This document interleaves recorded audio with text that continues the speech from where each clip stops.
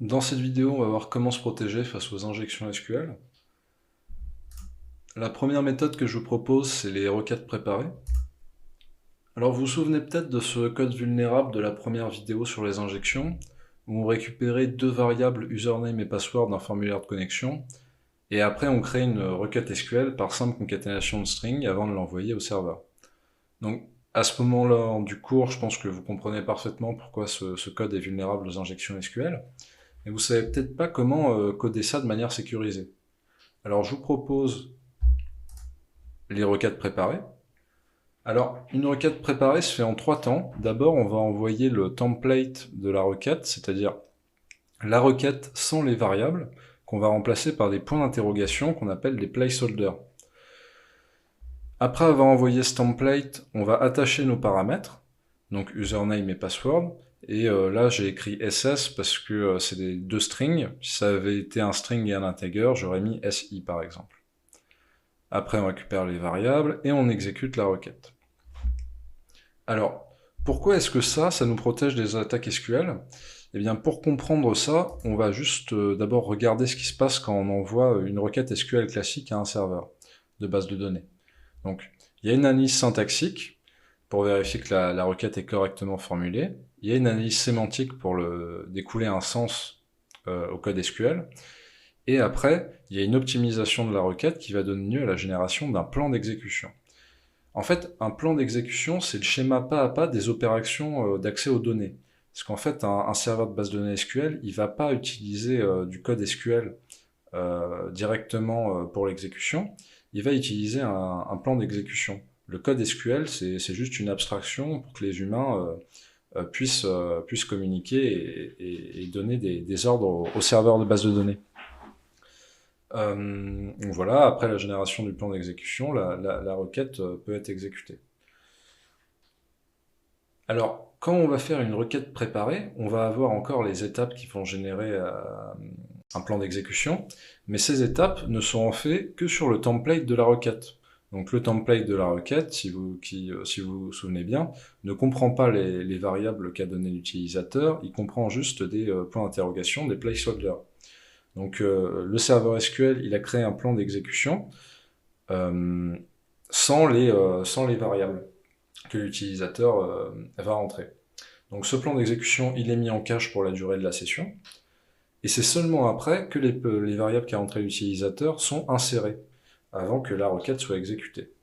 Donc si vous comprenez bien, en fait, le code malicieux que l'attaquant peut rentrer dans les deux variables username et password, il ne passera jamais par les étapes d'analyse syntaxique, sémantique et d'optimisation qui sont nécessaires pour créer un plan d'exécution et rendre une requête exécutable.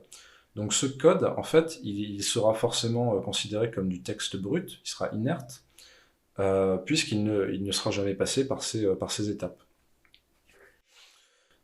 Les requêtes préparées, en plus de protéger très efficacement contre les injections SQL, c'est aussi intéressant puisque ces étapes de préparation qui donnent lieu à un plan d'exécution, elles sont faites sur un template de requête, mais elles sont mises en cache pour la durée de la session. Donc si on réutilise ce template, ces étapes ne seront pas refaites et on gagnera du temps. Donc si on doit utiliser seulement une seule fois le template, c'est plus long d'utiliser une requête préparée. Mais si on utilise ce template 1000 fois, je veux dire, c'est vraiment beaucoup plus intéressant que de faire des requêtes de manière classique. Alors un autre moyen de se protéger des injections SQL, c'est les procédures stockées.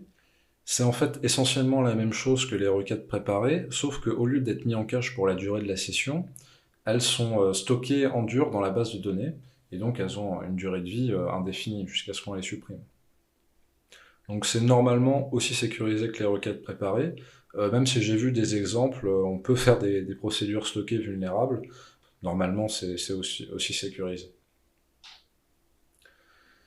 Un autre moyen que de toute façon qui est de toute façon une bonne pratique dès qu'on a un formulaire, c'est de valider l'input de l'utilisateur. Donc cet input, c'est important de le valider aussi bien pour la sécurité que pour ne pas insérer n'importe quoi dans une base de données. Et quand on valide un input, il faut vérifier à la fois la syntaxe et la sémantique, donc le sens. Et pour faire ça, ce qui est le plus intéressant, c'est de définir exactement ce qui est autorisé, donc de faire du whitelisting, contrairement à faire du blacklisting, donc définir ce qui est interdit. En fait, si vous définissez exactement ce qui est autorisé, par défaut, vous allez interdire tout le reste. Donc, c'est beaucoup plus facile d'être exhaustif dans nos interdictions en faisant du whitelisting que du blacklisting. Pour ce faire, le plus simple, c'est d'utiliser des expressions régulières.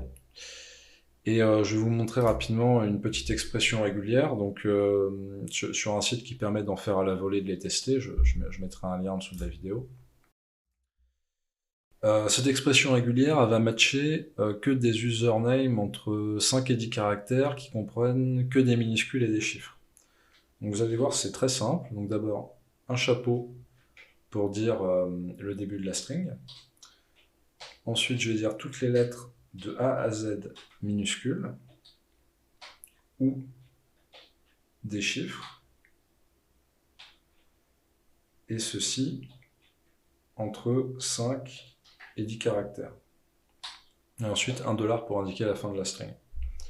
Donc là, si j'écris AZERTY, ça match. AZERTY77, ça match. Mais si j'écris AZERTY simple code, ça ne matche plus.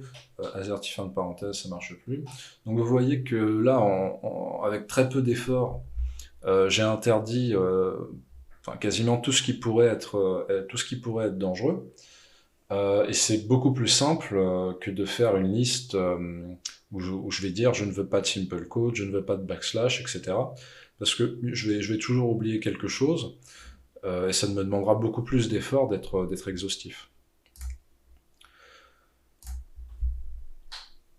Alors quand on valide l'input aussi, il faut au maximum, si on a un set limité de valeurs possibles, donc par exemple une liste déroulante, il faut vérifier que ce qu'a envoyé l'utilisateur correspond exactement à une des possibilités. Donc qu'il n'a pas, par exemple dans un contexte de liste déroulante, qu'il n'ait pas modifié l'envoi avec burpsuite pour mettre du code SQL. Donc ça semble assez évident. Et évidemment, je ne vous ai pas parlé de tout pour la validation d'input. Je voulais juste vous donner ces deux points qui sont importants. Alors la dernière solution que je vous propose et qui est la moins sécurisée, donc c'est quand on n'a pas d'autre choix, c'est d'échapper l'input. Donc pour faire ça, en fait, on va simplement rajouter des backslash, enfin des caractères d'échappement, peu importe le langage, devant les caractères dangereux. Donc là, le caractère dangereux, ça serait le simple quote. Et donc mettre un backslash devant, ça va échapper la simple quote, c'est-à-dire que ça va dire au serveur de base de données SQL que cette simple quote ne doit pas être considérée comme du code SQL. Et donc là, l'injection ne sera pas faite, la simple quote sera simplement considérée comme du texte. Donc pour faire ça, il y a des fonctions déjà faites. Là par exemple en PHP avec MySQL, il y a la fonction real_escape_string.